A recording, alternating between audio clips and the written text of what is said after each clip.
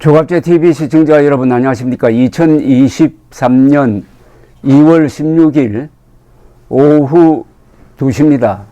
이 터키라는 명칭은 우리와 굉장히 친근합니다. 터키의 명칭을 그 뿌리를 추적하면은 돌궐에 이릅니다. 돌궐. 6세기, 7세기, 특히 7세기에 강성했던 유목민족 제국이죠. 그 돌궐이 몽골족과 투르크족이 합쳐져서 만든 제국인데 이게 망하는 과정에서 서쪽으로 쭉 이동을 했습니다. 그 돌궐족에 속하는 그 돌궐이 투르크, 터키 이렇게 발음이 바뀝니다. 거기에 속하는 일단의 이 유목민족 전사들이 서쪽으로 나아가면서 여러 나라를 세우게 되는데 뭐 셀쭉 터키, 드디어 오스만 터키를 세워가지고 그게 지금의 터키를 중심으로 유럽, 아프리카에 걸친 대제국을 만듭니다. 로마의 영토와 거의 비슷합니다. 그러다가 1차 세계대전을 맞아가지고 줄을 잘못 서가지고 독일 편에 섰다가 제국이 해체돼 버립니다. 오스만 투르크 제국이 해체되면서 새로 생긴 나라가 한 30개 된다고 그래요. 그런데 그때부터 이제 터키 공화국으로 불립니다. 위대한 근대화 혁명가 아타투르크 또는 케말 파샤라고 부르죠. 아타투르크를 존경했던 여러 사람들 중에 한 분이 박정희 장군이었습니다. 그래서 케말 파샤, 아타투르크, 뭐 이스탄불, 앙카라, 또 더구나 6.25 전쟁 때 12,000명이나 되는 병력을 보내가지고 1,000명 정도가 전사 실종했으니까 옛날 유럽 나라로부터 당하다가 오랜만에 파병을 했다고 해가지고 특별히 두 나라가 서로 이 애정을 가지는 그런 관계입니다. 2002년 월드컵 3, 4위전을 대구에서 터키와 한국팀이 경기를 했는데 저도 공연을 갔는데 그때 한국 관중들 중에 터키 응원하는 사람들이 상당히 많았다니까요. 근데 이 터키가 요사이 에르도안이라는 독재자가 나와가지고 참 좀 쇠퇴하는 모습을 보이고 있습니다. 이 에르도안은 자식과 사위까지 끌어들여가지고 어마어마한 지금 부정을 하고 그것의 하나가 요사이 이 부실공사로 나타나가지고 이번에 지금 한 4만 명이 죽었는데 앞으로 저게 10만 명이 될지 어떻게 될지 모릅니다. 더 많아질 겁니다. 이렇게 떼죽음을 한 가장 큰 원인이 정권 부패입니다. 업자들과 결탁해가지고 부실공사를 눈 감아 주고 그러다가 지진이 나니까 저렇게 폭삭 팬케이크처럼 폭삭 이렇게 무너지고 말았습니다. 부정부패는 인명손실로 이어진다는 것을 우리가 이런 사고를 볼 때마다 확인하는 사실입니다. 그런데 이 에르도안이 이게 파퓰리즘 정책을 펴니다. 원래 아타투르크는 정교 분리라고 그래가지고 정치와 종교는 분리한다. 이게 중동에서 처음 생긴 그러니까 근대화 혁명이라고 볼 수 있습니다. 근대화 혁명은 정치와 종교를 분리하는 겁니다. 그런데 이슬람에서는 그렇게 하기가 힘듭니다. 지금 이슬람 국가 중에 제대로 정교 분리를 하는 나라가 별로 없습니다. 정교 분리를 안 하면 어떤 나라가 되느냐? 이란 같은 나라가 되죠. 이란은 지금 종교 지도자가 신정 정치를 하고 있습니다. 그러나 터키는 케말 파샤가 강력한 군대를 키워가지고 그 군대가 케말리즘, 즉 정교 분리를 원칙으로 하는 근대화 혁명 정신을 이어가는 임무를 헌법으로부터 부여받았습니다. 그래서 터키의 군대는 정부 위에 있습니다. 정부가 이슬람 원리주의 쪽으로 기울면은 쿠데타를 해가지고 그 정부를 쫓아내버리고 다시 병영으로 돌아갑니다. 이런 쿠데타를 여러 번 했어요. 그러다가 에르도안이 등장하면서 한 20년 됐습니다만은 이 사람이 아주 교묘하게 이 파퓰리즘 정책을 펴면서 이슬람 믿는 사람들, 강하게 믿는, 뭐 전부 다 이슬람 믿지만 그 중에도 이슬람을 강하게 믿는 이 서민층을 장악하고, 그리고 군부가 어설프게 쿠데타를 했다가 기도를 했다가 그걸 진압하는 과정에서 이제 터키의 성격이 바뀌고 말았습니다. 즉 군대가 약해지고 파퓰리즘 정치를 하는 사람들이 강해졌는데, 오는 5월 선거에서 대통령 선거인데 어떻게 될지 모릅니다. 위기를 만났습니다. 에르도안은 터키 민족주의를 지금 추구하고 있는데, 그 과정에서 작년에 국명 표기를 투르키예라고 해달라고 뭐 유엔에 요청을 하기도 했습니다. 그러나 지금 터키의 국명은 투르키예라고 되어 있습니다. 터키 사람들은 그 영문으로 적을 때 참 터키가 이 알파벳을 씁니다. 다른 중동 국가와 다른 점이 그겁니다. 평화파시아의 근대화 정책 중에 하나가 문자를 아랍 문자에서 알파벳으로 바꾼 겁니다. 또 여성에게 참정권을 허용한 것도 포함되는데, 이렇게 해서 터키는 원래부터 알파벳으로 투르키예라고 적었어요. 다만 영문 표기를 터키라고 하지 말고 투르키예라고 해달라는 요청을 유엔에 냈습니다. 영문입니다. 이게 문제가 되는 게 영문 표기입니다. 터키라고 영문으로 적으면은 이 칠면조하고 같은 뜻이 되니까 기분 나쁘다, 뭐 이런 주장인데, 그런데 지금 영어권에서 다 무시해버립니다. 지금 영어권에서 투르키예라고 적는 나라는 단 한 나라도 없습니다. 뭐 영어권이라 해봤자 결국은 미국, 영국이 주도하는데 다 터키라고 적습니다. 그런데 웃기는 일이 한국에서 벌어졌습니다. 웃기는 일이 작년에 외교부가 터키를 투르키예로 한다고 하더니, 이게 또 국어원과 심의를 해가, 국어원이 심의소위원회를 열어가지고 터키 대신에 투르키예로 바꾼다 하면서 표준 국어 대사전에 올리기로 했다고 하는 겁니다. 그러니까 우리 언론이 여기 뚝 따라가 버렸어요.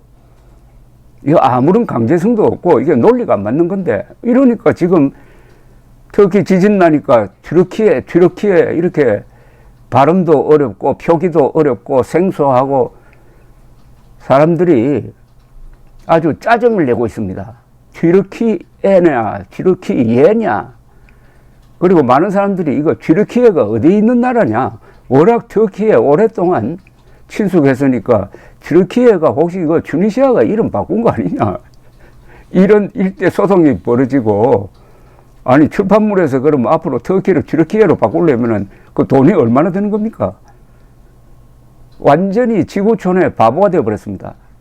이 외교부의 노예근성 사대주의 심리가 이게 얼마나 말이 안 되는지 한번 여러분 생각해 보십시오. 우리가 영어를 쓰는 나라가 아닙니다. 영어를 터키라고 쓰면은 투르키예라고 바꿔달라고 했을 때 뭐 고려할 수는 있죠. 뭐 그거 들어줄 필요는 없지만은. 근데 터키라고 한국어로 쓰고 있잖아요. 아니, 한국어로 터키를 하는데 그걸 투르키예라고 불러달라고 하면은 그건 너무나 말도 안 되는 거 아닙니까? 이게 얼마나 말이 안 되는지를 예를 들어서 설명하면 아마 실감이 드실 거라고 생각합니다. 일본 사람이 한국 보고 앞으로 일본이라고 부르지 마라, 니혼이라고 불러달라 하면은 그걸 들어줘야 됩니까? 그러면은 한국이 일본에 대해서 한국을 강꼬꾸라고 부르지 마라, 대한민국이라고 불러라 하면 일본 사람 들어주겠습니까? 그러면은 미국이 한국 보고 미국이라고 부르지 마라, USA라고 불러달라, United States of America라고 불러달라 하면 우리 들어줍니까? 영국 사람들이 한국 사람 보고 왜 자꾸 영국 하느냐, 브리튼이라고 불러달라 라고 하면 들어줍니까? 그런데 한국은 들어주었습니다. 한국 외교부가. 또 거기 국립국어원이라는 이 단체도 거기에 협조를 해가지고 한국 사람을 이렇게 불편하게 만듭니다. 공무원이 국민을 불편하게 만드는 것은 이건 범죄입니다. 이 세상에 보면은 그 나라에 있어서는 공식 국명과 대외적으로 영어 표기가 다른 경우가 뭐 숱합니다. 코리아가 어디 한국에서 코리아라고 되어 있습니까? 헌법에. 대한민국으로 되어 있지. 우리가 헝가리 그러잖아요. 헝가리 사람들 헝가리 하면 기분 나빠합니다. 그게 배고프다는 뜻이 되는데 워낙 통용이 되니까 뭐 그게 굳어지고 말았습니다. 헝가리 하는데. 헝가리 사람들의 공식 명칭은 머저로르사그입니다. 이거 참 발음하고 스펠링이 어려운데 이 헝가리 말이 유럽에서 가장 어렵습니다. 왜냐하면 이 사람들이 이 투르크 계통입니다. 인종적으로 흔히 마자르족이라고 그러죠. 마자르족. 그 부족 이름인데 쉽게 말하면 마자르 공화국이에요. 근데 헝가리라고 부르거든요. 헝가리. 그러면은 헝가리 정부가 대한민국 외교부에 대해서 앞으로 헝가리라고 하면 기분 나쁘니까 머저로르사그라고 불러달라 하면은 이 외교부는 그렇게 하겠습니다 하고 복창할 사람들입니다. 우리가 스위스라고 그러잖아요. 스위스가 그 사람들이 국명 아닙니다. 국호 아닙니다. 헬베티아 연방이라고 그럽니다. 헬베티아. 근데 스위스로 통용하잖아요. 문제는 여기에 언론이 따라갔다는 사실입니다. 언론이 이런 중대한 명칭 변경에 대해서는 신중하게 생각하고 무엇보다도 외국에서는 어떻게 하느냐, 특히 영어권에서는 어떻게 하느냐 이렇게 보고 따라가야 되는 것 아닙니까? 외교부와 무슨 국립국어원이 그렇게 정했다고 해가지고 그냥 맹목적으로 따라가다가 보니까 또 독자들을 신경질 나게 만들고 아주 웃기는 존재가 되고 말았습니다.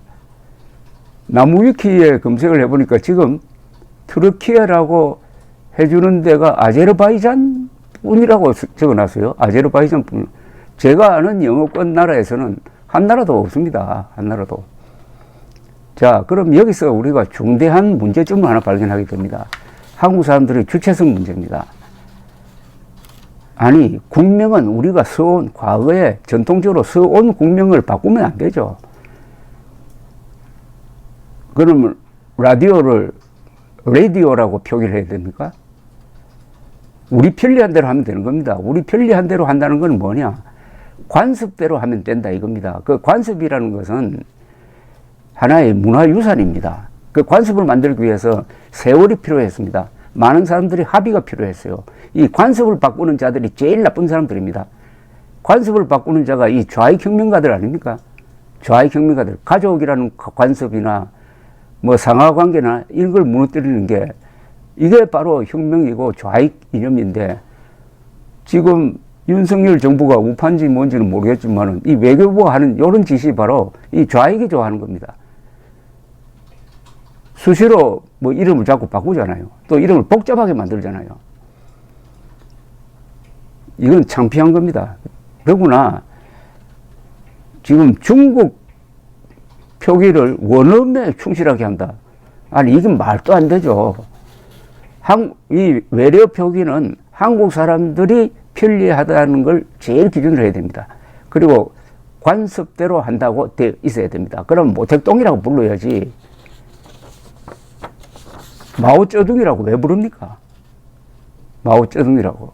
상해라고 부르면 되지 샹하이라고 왜 불러요?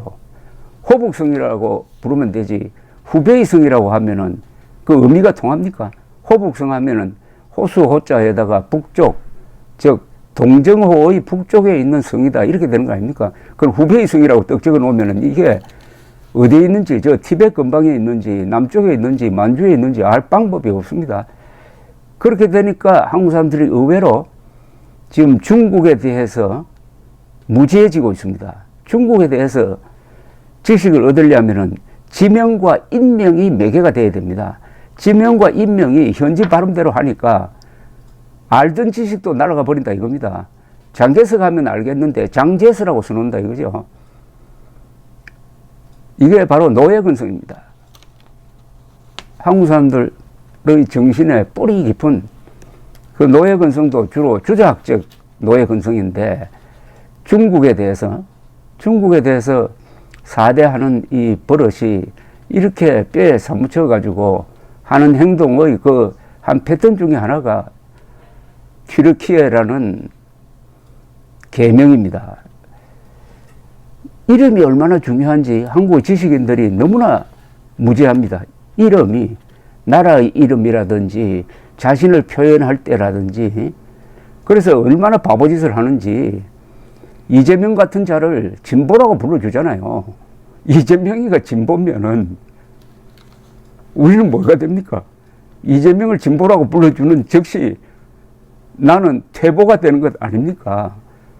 그러다 보니까 이 명사에 대해서 중요성을 감지하지 못하는 이유 중에 하나가 한글 전용입니다. 지명, 인명은 다 한자로 적어야 정확한 의미가 표현됩니다. 그걸 발음 부호만 달아버리면은 그게 소중한 줄을 모른다 이거죠.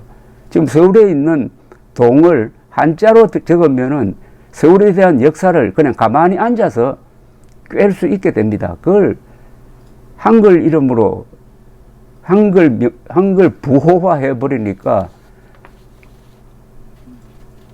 그냥 뭐 사막이 돼버리는 거죠. 저는 책을 펴서 그게 한글 전용으로 된 책을 보면은 꼭 사막 같습니다. 불모지대 같아요. 그게 키워드가 한자로 적혀야 의미가 빨리 전달이 되는 거 아니겠습니까? 더구나 똑같은 단어라도 한자로 적었을 때 의미 전달 속도가 훨씬 빠릅니다. 가수분해라고 한글로 적은 것보다는 한자로 적으면 그 의미 파악이 훨씬 빠르다 이겁니다. 모든 게 이게 한글 전용에서 나왔다고 볼 수가 있는데 이 국립국어원이라는 이 조직이 뭘 하는지는 모르겠는데 최소한 한글 전용에 의한 한국어 파괴에 대해서는 아무 관심이 없고 사대주의, 노예 근성의 잔재가 남았는지 에르도안 독재자가 튀르키예라고 불러달라고 하니까 그 명령에 복종해가지고 자국민들을 이렇게 불편하게 만드는